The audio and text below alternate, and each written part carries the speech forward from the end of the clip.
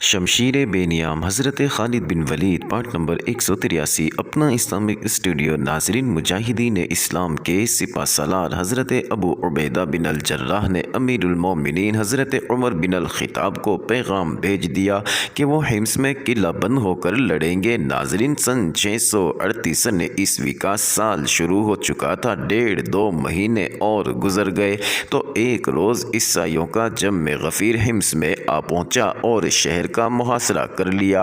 ناظرین، مسلمان اس کے لیے تیار تھے۔ انہوں نے بڑے لمبے عرصے کے خوراک اور تیروں وغیرہ کا ذخیرہ شہر میں جمع کر لیا تھا۔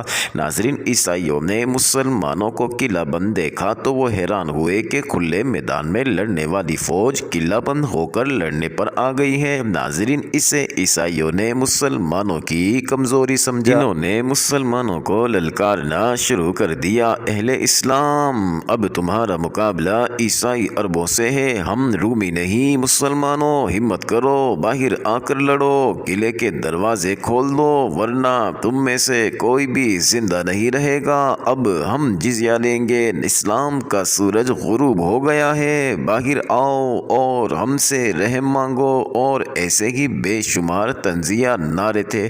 ناظرین، جو عیسائی لگاتے رہے، مسلمانوں کی طرف سے خاموشی تھی۔ ابو عبیدہ، خالد اور دوسرے سالاروں نے طے کر رکھا تھا کہ وہ باہر نکل کر عیسائیوں پر حملے کریں گے۔ حملوں کی نوبت ہی نہ آئی۔ محاصرے کا 4تھا یا 5واں دن تھا۔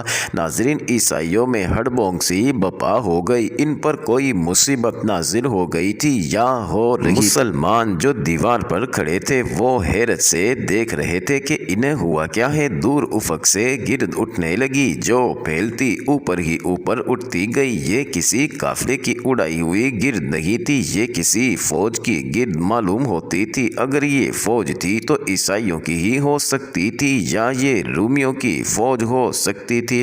عیسائیوں میں جو افراتفری بپا ہوئی تھی وہ زیادہ ہو گئی اور وہ لڑنے کی ترتیب میں آنے لگے۔ ناظرین، گرد ابھی دور تھی، عیسائیوں نے تو محاصرہ اٹھا ہی دیا اور وہ بڑی تیزی سے ایک سمت کو روانہ ہو گئے۔ مسلمانوں نے قلعے کی دیواروں پر نعرے لگانے شروع کر دیے۔ ناظرین، گرد میں سے ایک فوج آہستہ آہستہ نمودار ہونے لگی۔ یہ مسلمانوں کی فوج تھی۔ عیسائیوں کو اس کی آمد کی اطلاع پہلے ہی مل گئی تھی۔ ناظرین، مورخوں نے لکھا ہے کہ عیسائی غیر تربیت یافتہ تھے۔ وہ وہاں رکتے تو خود محاصرے میں آ جاتے، حمص کے دروازے کھل جاتے اور اندر سے بھی مسلمانوں کی فوج باہر آ جاتی۔ عیسائیوں کا انجام بہت برا ہوتا۔ انہوں نے یہ خطرہ بھی دیکھ لیا تھا کہ وہ اپنی بستیوں میں کوئی فوج نہیں چھوڑ آئے تھے۔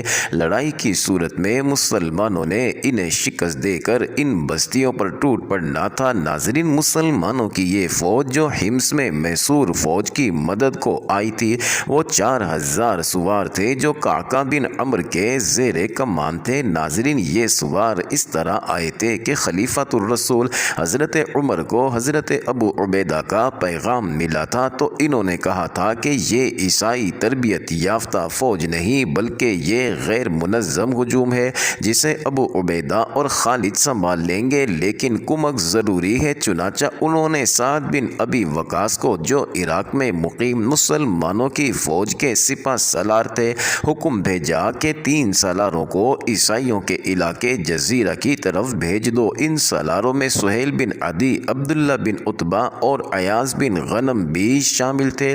ناظرین، حضرت عمر نے حکم نامے میں یہ بھی لکھا تھا کہ سالار قعقاع بن عمرو کو 4000 سوار دے کر ابو عبیدہ کی مدد کے لیے حمص بھیج دیا جائے۔ ناظرین، اس طرح قعقاع محصور مسلمانوں کی مدد کو پہنچ گئے۔ انہیں معلوم نہیں تھا کہ حمص عیسائیوں کے محاصرے میں ہے۔ انہیں دیکھ کر ہی عیسائی محاصرہ اٹھا کر چلے گئے۔ امیر المومنین نے ٹھیک کہا تھا کہ یہ عیسائی کوئی منظم فوج نہیں، یہ عیسائیوں نے خود ہی ثابت کر دیا، اور اس کے ساتھ ہی عیسائیوں نے یہ بھی ثابت کر دیا کہ مسلمانوں کو عیسائیوں پر اعتماد نہیں کرنا چاہیے اور مسلمان ارض شام کی فتح کو اس وقت تک مکمل نہ سمجھے جب تک وہ اندرونی خطروں کو بھی ختم نہ کر لیں۔ ناظرین، عیسائیوں کے اس جنگی اقدام سے واضح ہو گیا تھا کہ ہم مذہب ہونے کی وجہ سے یا مسلمان نہ ہونے کی وجہ سے ان کی دلچسپیاں اور وفاداریاں رومیوں کے ساتھ ہے۔ ناظرین، خلیفہ کے حکم کے مطابق جزیرہ کے تمام علاقے کو مسلمانوں نے اپنی عملداری میں لے لیا۔ عیسائیوں کے خلاف کوئی تادیبی کارروائی نہیں کی گئی۔ اگر کہیں عیسائیوں نے مسلح مزاحمت کی تو ان کے خلاف جنگی کارروائی کی گئی۔ ناظرین، شمالی سرحد کو تخریب کاری سے بچانے کے لیے ابو عبیدہ نے سرحد پار جا کر حملے شروع کر دیے۔ اس سے شام میں امن و امان ہو گیا۔ اپنا اسلامک اسٹوڈیو کے معزز ناظرین، عمر بن الخطاب نے عدل و انصاف میں شہرت پائی ہے۔ عدل فاروقی ضرب المثل کے طور پر استعمال ہوتا ہے۔ ان کے عدل کی لاٹھی سے سب یکساں طور پر ہانکے جاتے تھے۔ ناظرین، ان کی لاٹھی غربت اور امارت، رنگ و نسل، آقا اور غلام کو نہیں پہچانتی تھی۔ اس دور میں خالد کی ٹکر کا کون سا ایسا سالار تھا جس نے اسلام کو ارض شام، اردن اور فلسطین تک پھیلا دیا ہو؟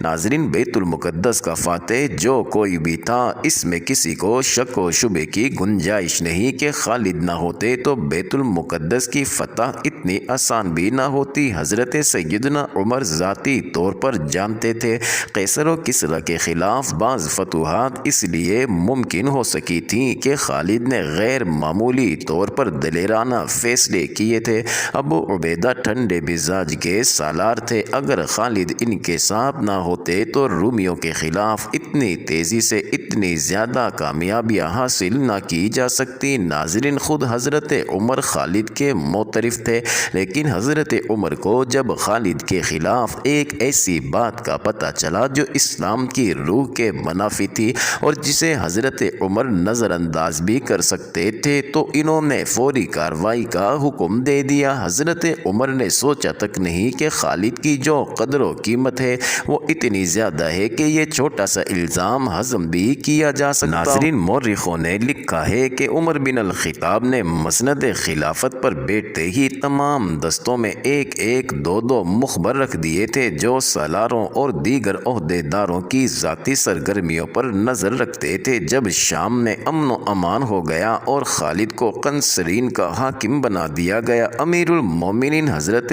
عمر کو مدینہ میں اطلاع ملی کہ خالد نے ایک شاعر کو جس کا نام اشعث بن قیس تھا 10,000 درہم صرف اس لیے انعام کے طور پر دیے ہیں کہ اس نے قنصرین میں جا کر خالد کی فتوحات کو خراج تحسین پیش کرنے کے لیے ایک قصیدہ پڑھا تھا۔ ناظرین، اشعث بن قیس بنو کندہ کا سردار تھا۔ اس نے شاعری اور مدح سرائی کو پیشہ بنا لیا تھا۔ وہ اور اس جیسے چند اور شاعر سالاروں اور حاکموں وغیرہ کے ہاں جاتے، قصیدہ پڑھتے اور تحفے، تحائف اور انعام و اکرام وصول کرتے تھے۔ ناظرین، اس زمن میں اشعث قنصرین خالد کے ہاں جا پہنچا۔ خالد امیر باپ کے بیٹے تھے، انہوں نے غربت دیکھی ہی نہیں تھی۔ ناظرین، شہزادوں کی طرح پلے بڑھے تھے۔ یہ تو ان کی عظمت تھی کہ صحیح معنوں میں شہزادے ہوتے ہوئے انہوں نے آدھی عمر میدان جنگ میں پیش قدمیوں میں زمین پر سوتے اور گھوڑے کی پیٹھ پر گزار دی تھی۔ وہ طبعاً خوش ذوق تھے، فیاض تھے، ہر حسین چیز کے دلداہ تھے۔ انہوں نے اس شاعر کو جو انعام دیا تھا وہ اپنی جیب سے دیا تھا۔ اس وقت سالار اس سے زیادہ امیر ہوتے تھے، جس کی وجہ یہ تھی کہ دشمن کے جس سالار کو وہ ذاتی مبارزت میں شکست دیتے تھے، ان کے تمام تر مال و دولت کے خود حقدار ہوتے تھے۔ اس کے علاوہ انہیں مال غنیمت میں سے بھی حصہ ملتا تھا۔ خالد نے دشمن کے بے شمار سالاروں کو ذاتی مقابلوں میں قتل کیا تھا۔ ان کے مال و اموال خالد کے حصے میں آئے تھے۔ تاریخ گواہ ہے کہ خالد نے اتنا مال و دولت اپنے پاس رکھا ہی نہیں تھا۔ ناظرین، مورخوں نے لکھا ہے کہ شام کی جنگ ختم ہوئی تو خالد نے اپنے سوار دستے کے سواروں کو اپنی جیب سے نقد انعام دیے تھے۔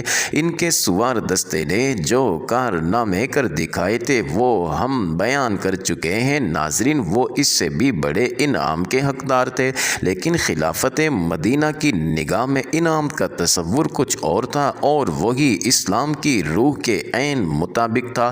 ناظرین، حضرت عمر بن خطاب نے تاریخ اسلام کے مشہور مؤذن بلال کے ہاتھ ابو عبیدہ کو ایک تحریری حکم نامہ بھیجا۔ خالد بن ولید کو مجاہدین کی جماعت کے درمیان کھڑا کرو، اس کے سر سے دستار اتارو، دستار سے اس کے ہاتھ پیٹھ کے پیچھے باندھو۔ باندھو، ٹوپی بھی اس کے سر سے اتار دو، پھر اس سے پوچھو کہ اس نے ایک شاعر اسس بن قیس کو انعام اپنی جیب سے دیا ہے یا مال غنیمت سے؟ اگر وہ اقبال کرے کہ مال غنیمت میں سے دیا ہے تو اسے خیانت میں پکڑو، اگر اس نے اپنی جیب سے دیا ہے تو اس پر اسراف کا الزام عائد کرو، ان میں سے جس الزام کا بھی وہ اعتراف کرتا ہے اس کی پاداش میں اسے اس کے موجودہ عہدے سے معزول کر دو اور اس کی جگہ تم خود کام کرو۔ یہ عربوں کا رواج تھا کہ جس پر کوئی الزام ہوتا تھا اس کے ہاتھ اسی کی پگڑی سے باندھ کر لوگوں کے سامنے پوچھا جاتا تھا کہ اس نے یہ جرم کیا ہے یا نہیں۔